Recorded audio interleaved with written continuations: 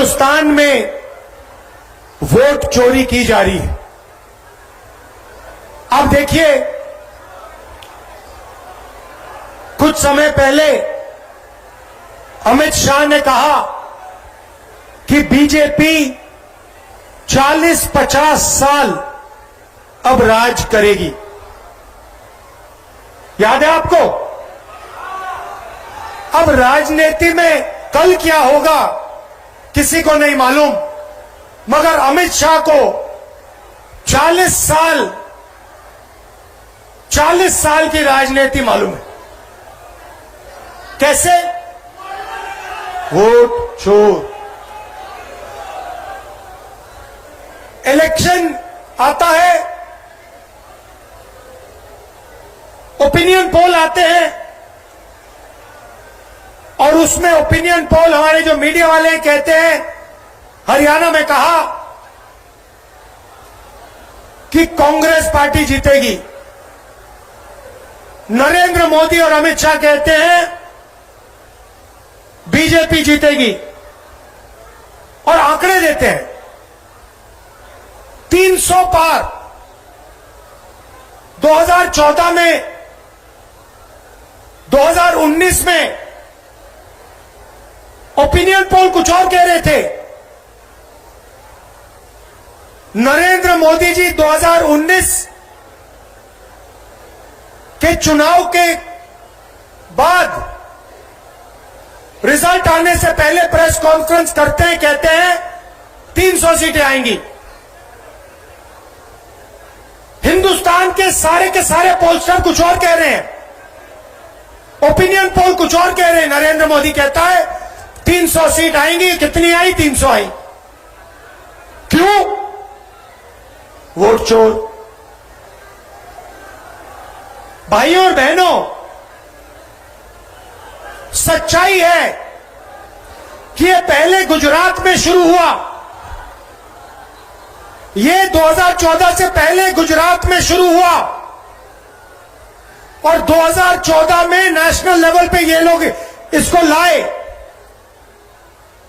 Gujarat model आर्थिक model नहीं है, गुजरात मॉडल वोट चोरी करने का मॉडल है। और इस मॉडल को ये 2014 में नेशनल लेवल पे लाए। आप देखिए, मध्य प्रदेश का चुनाव चोरी किया, हरियाणा का किया, महाराष्ट्र का किया। हम कुछ बोलते नहीं थे क्योंकि सबूत नहीं था, मगर महाराष्ट्र में सबूत मिल गया। इन्होंने कुछ ज्यादा कर दिया। लोकसभा में हमारा गठबंधन जीतता है, 4 महीने बाद असेंबली इलेक्शन होता है, हमारे गठबंधन जमीन पर दिखता ही नहीं है, खत्म। फर्क क्या था? फर्क था कि लोकसभा में जितने वोट हमें मिले उतने ही हमें विधानसभा में मिले। इलेक्शन कमीशन ने लाखों वोट जोड़े, तकरीबन 1 करोड़ वोट लोकसभा के बाद जोड़े। वो सारे के सारे वोट बीजेपी के खाते में जाते हैं, और उन वोटों से बीजेपी चुनाव जीतती है। हमने इलेक्शन कमीशन से पूछा, हमें वोटर लिस्ट दीजिए, कहते नहीं देंगे। हमने कहा वीडियोग्राफी दिखाइए, कहते नहीं देंगे। और उसके बाद कानून बनाते हैं कि 45 दिन में वीडियोग्राफी खत्म कर दो, डिस्ट्रॉय कर दो। तो फिर हमने क्या किया? हमने एक टीम को कर्नाटक में माधेपुरा विधानसभा में हमने उनसे कहा कि देखिए, आप थोड़ी गहराई में जाइए। मैं उन लड़कों का धन्यवाद करना चाहता हूं। 4-6 महीने 16-16 घंटे उन्होंने काम किया। मैं बताता हूं क्या किया। इलेक्शन कमीशन ने हमें पोलिंग के टाइम लिस्ट देते हैं, कागज की लिस्ट, 200 किलो कागज, 8 फुट ऊंची गड्डियां कागज की, हर लिस्ट को एक चेहरे को लाखों चेहरों से मिलाया, एक चेहरे को लाखों फोटो से मिलाया, एक नाम को लाखों नामों से मिलाया और सच्चाई निकाली। भाइयों और बहनों, महादेवपुरा असेंबली में, मैं लोकसभा की बात नहीं कर रहा हूं, एक असेंबली में 1 लाख फर्जी वोटर मिले। कोई 4-5 बार वोट कर रहा है, अलग अलग पोलिंग बूथ पे नाम है। एक घर में 70-80 लोग हैं, एक बेडरूम का घर है, हमने लोग वहां भेजे, वहां पे 4 लोग रहते हैं। हमने पूछा भैया ये 70 लोग कौन है? ऐसे कोई नहीं है यहां पे। डुप्लीकेट नाम, हजारों डुप्लीकेट नाम, 1 लाख फर्जी वोट। भाइयों और बहनों, महादेवपुरा में 7 असेंबली है, 6 में कांग्रेस जीतती है। जहां पे 1 लाख फर्जी वोट थे वो सारे के सारे बीजेपी को गए, और एक असेंबली में 1 लाख वोट से बीजेपी जीतती है और पूरी लोकसभा को ले जाती है। भाइयों और बहनों, ये सिर्फ कर्नाटक सेंट्रल में नहीं हुआ है, ये हिंदुस्तान में 70-80 सीटों में किया गया था। और मैं आप इसको स्टेज से बता रहा हूं, हमने काम शुरू कर दिया है। महादेवपुरा पहला कदम है। हम आपको दिखाएंगे कि असेंबली इलेक्शन चोरी किए जा रहे हैं, हरियाणा चोरी किया गया, महाराष्ट्र चोरी किया गया, लोकसभा चोरी की गई। हम दिखाएंगे आपको सबूत के साथ, जैसे हमने महादेवपुरा में दिखाया, सबूत के साथ हम आपको दिखाएंगे।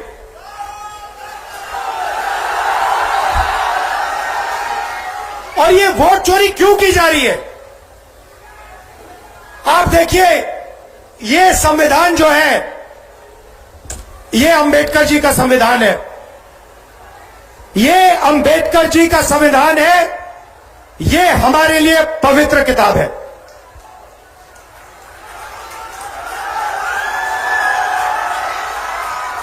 इसको दुनिया की कोई शक्ति नहीं छू सकती है। इसमें लिखा है हिंदुस्तान में एक व्यक्ति को 1 वोट मिलेगा। इसमें कहीं नहीं लिखा कि एक व्यक्ति को 2 वोट मिलने चाहिए, 3 मिलने चाहिए, 5 मिलने चाहिए और दूसरे को वोट मिलना ही नहीं चाहिए। मैं इलेक्शन कमीशन से पूछता हूं, इसमें लिखा है कि एक व्यक्ति को 1 वोट मिलेगा। आपने 65 लाख वोट बिहार में क्यों काटे? आप संविधान पर आक्रमण कर रहे हो। बिहार में हजारों लोग हमसे मिले, हजारों लोग मिले, कहते हैं भैया हमने तो वोट किया, 3-4 बार वोट किया, हमारे पास सारी की सारी आईडी है, हमारा वोट काट दिया। हजारों लोग से मैं मिला हूं, यहां पे जिंदा लोगों को मार दिया। और आप देखिए किसको मार रहे हैं, आप देखिए किसका वोट कट रहा है। मैं आपको बताता हूं, दलितों का वोट कट रहा है, पिछड़ों का वोट कट रहा है, ईबीसी का वोट कट रहा है, अल्पसंख्यकों का वोट कट रहा है। मतलब हिंदुस्तान के गरीब लोगों का वोट कट रहा है।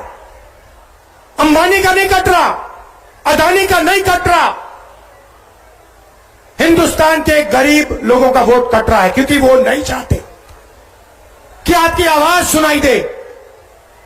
वो नहीं चाहते कि आप अपनी जमीन की रक्षा कर पाओ।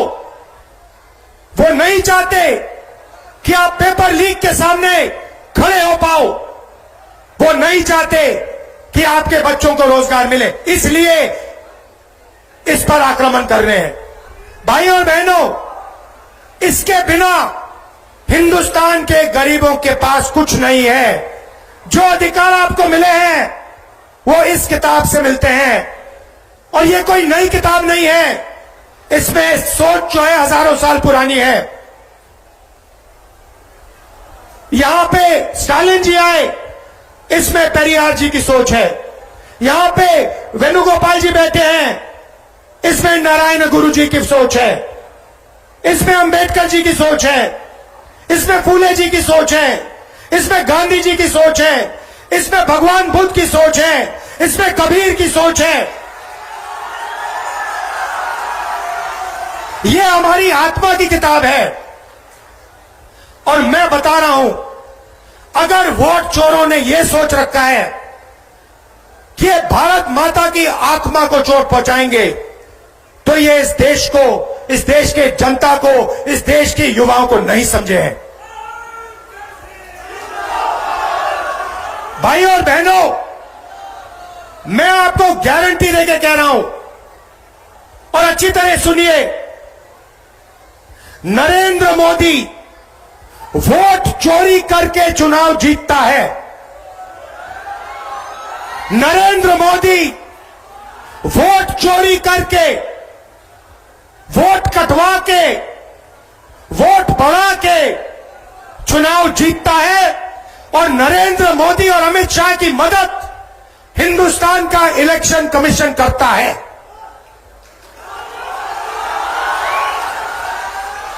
और सुनिए, 2023 में जब हमें बात समझ आनी शुरू हुई, जब हमें सबूत मिलना शुरू हुआ, एक नया कानून आता है।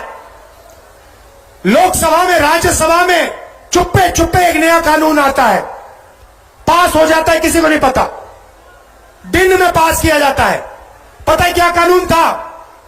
कानून था कि कुछ भी हो जाए, इलेक्शन कमिश्नर कुछ भी कर दे, उनके खिलाफ कानूनी कार्रवाई नहीं की जा सकती। अब आप मुझे बताओ, ऐसे कानून की क्या जरूरत? अगर ईमानदारी से इलेक्शन कमिश्नर काम कर रहा है, तो ऐसे कानून की क्या जरूरत? भाइयों और बहनों, किसान को पीटकर जेल में डाल देते हैं, मजदूर को 2 जूते मारकर जेल में डाल देते हैं, युवा पेपर लीक के बारे में धरना देता है, लाठीचार्ज होता है, अंदर कर देते हैं, एफआईआर लग जाते हैं। मगर हिंदुस्तान के इलेक्शन कमिश्नर के खिलाफ कोई एफआईआर नहीं कर सकता है, कोई कानून नहीं एक्शन ले सकता है। क्यों? इसका एक ही कारण है, ये लोग नरेंद्र मोदी की वोट चोरी में मदद कर रहे हैं। और वोट चोरी हिंदुस्तान के ईबीसी, दलित, ओबीसी, अल्पसंख्यक और गरीब जनरल कास्ट के खिलाफ आक्रमण है। यह आपको खत्म करने का तरीका है। ये यहां नहीं रुकेंगे। आप ये मत सोचो कि भैया वोट ले लिया तो क्या हुआ, इसके बाद राशन कार्ड जाएगा, उसके बाद जमीन जाएगी। और जो आजादी से पहले समय था, जहां आपका अपमान किया जाता था, आपको कोई अपॉर्चुनिटी नहीं मिलती थी, आपको शिक्षा नहीं दी जाती थी, आपके माता पिता, उनसे पूछिए आजादी से पहले क्या होता था। जो राजा चाहता था कर लेता था, जो भी मन में आता था वो कर लेता था, जमीन अच्छी लगी जमीन ले लेता था। ये किताब, इस सोच ने हिंदुस्तान को बदला था। और ये एक बार फिर आजादी से पहले के हिंदुस्तान में हमें ले जाना चाहते हैं। भाई और बहनों, दो चीजें मैंने नरेंद्र मोदी के सामने मुंह पे बोल दी हैं और मैं गारंटी देके आपको कह रहा हूं, ये जो 50% की रिजर्वेशन की दीवार है, इसको कांग्रेस पार्टी लोकसभा में चूरा चूरा तोड़ के फेंक देगी।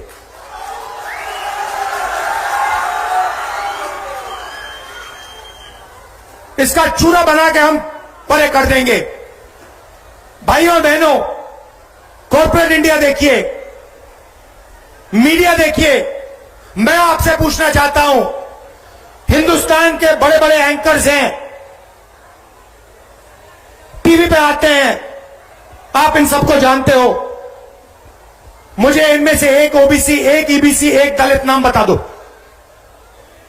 मुझे एक नाम बताओ, मीडिया में दलित नाम बताओ, ओबीसी नाम बताओ, ईबीसी नाम बताओ, कहां है? आदिवासी नाम बताओ, कहां है? एक भी नहीं है। और ये नैरेटिव बनाते हैं। आप देखना, यहां पे करोड़ों लोग आए हैं यात्रा में, मीडिया कुछ नहीं दिखाता, कुछ नहीं दिखाता। ट्रंप ने आज कहा, सुनिए, ट्रंप ने आज कहा कि जब हिंदुस्तान पाकिस्तान का युद्ध हो रहा था, मैंने फोन उठाया और नरेंद्र मोदी से कहा कि सुन, ये जो तू कर रहा है, इसको 24 घंटे के अंदर बंद कर। और नरेंद्र मोदी ने 24 घंटे में नहीं, 5 घंटे में सारा का सारा रोक दिया। मीडिया नहीं किया कि भाइयों बहनों, मीडिया नरेंद्र मोदी की है, मीडिया अंबानी की है, मीडिया अदानी की है, मीडिया हमारी नहीं है, तेजस्वी की नहीं है, स्टालिन जी की नहीं है, आदिवासियों की, दलितों की, पिछड़ों की, ईबीसी की नहीं है। मीडिया छोड़िए, कॉर्पोरेट इंडिया देखते हैं। अदानी, अंबानी, टाटा, बिरला, मुझे बताओ, इनमें से ईबीसी कौन है? दलित कौन है? आदिवासी कौन है? पिछड़ा कौन है? नाम बताओ। एक नाम नहीं मिलेगा।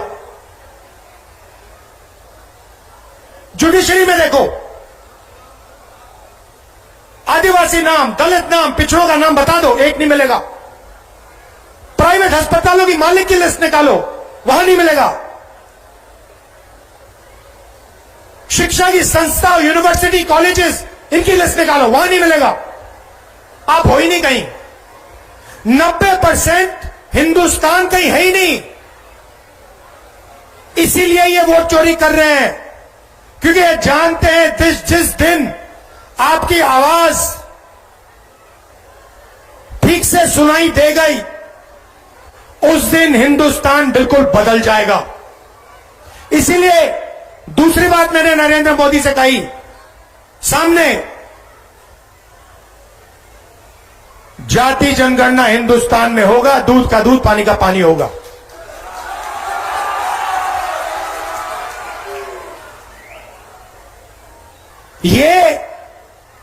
ये जो प्रदेश है, ये क्रांति का प्रदेश है।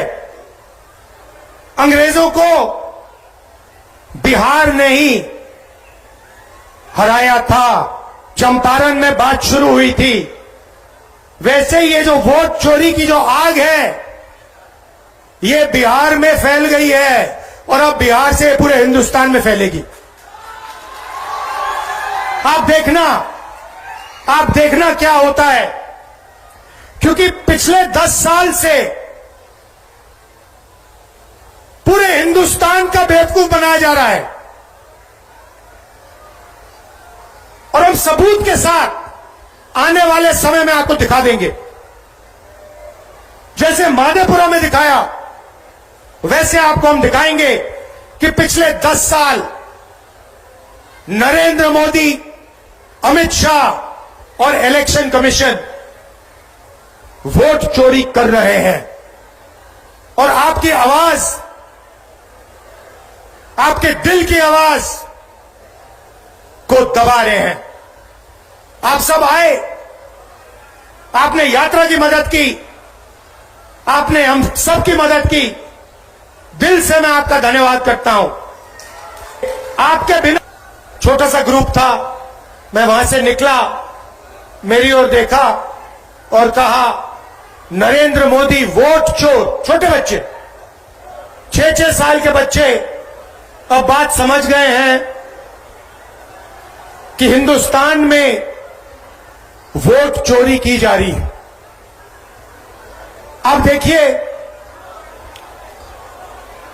कुछ समय पहले अमित शाह ने कहा कि बीजेपी 40-50 साल अब राज करेगी। याद है आपको? अब राजनीति में कल क्या होगा किसी को नहीं मालूम, मगर अमित शाह को 40 साल की राजनीति मालूम है। कैसे? वोट चोर। इलेक्शन आता है